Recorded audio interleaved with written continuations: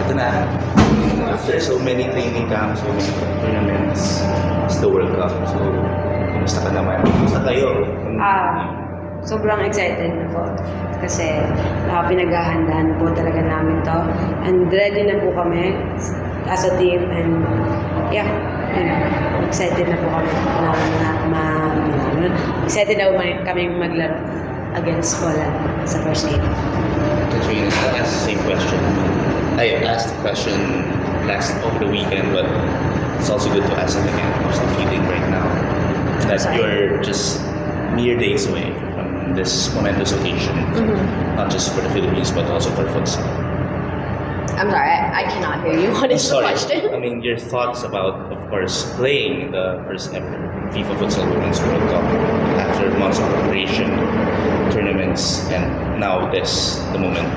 Yeah, I think it's going to be something pretty historic. You already said it. It's the first ever Women's Futsal World Cup, and not only that, but the Philippines are getting to host it. So I think that's something special and something the country should be proud of. And I know everyone on the team is excited for the experience.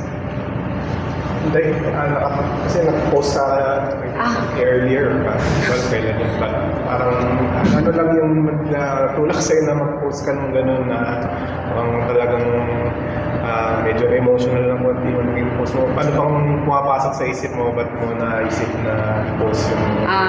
Nag-post ako noon kasi nagising ako ng madaling araw, tapos parang naano ako na, nandito na ako ngayon. Pwede ba akong mag-post para ma-inspire ko yung mga bata? Lalo na po talaga yung taga-probinsya na kagaya ko na marami pang pagsubok para marating ng ganitong stage po. Lalo na makadating dito sa Manila. Kasi alam mo naman, sa probinsya, mahal po talaga ang pamasahe papunta dito sa Manila. And para lang po talaga maka-inspired ng mga kabataan.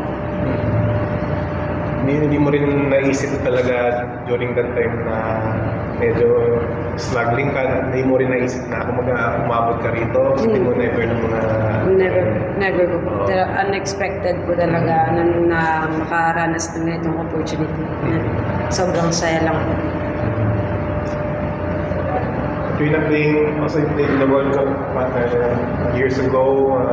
Will that be also be useful for this Futsal World Cup?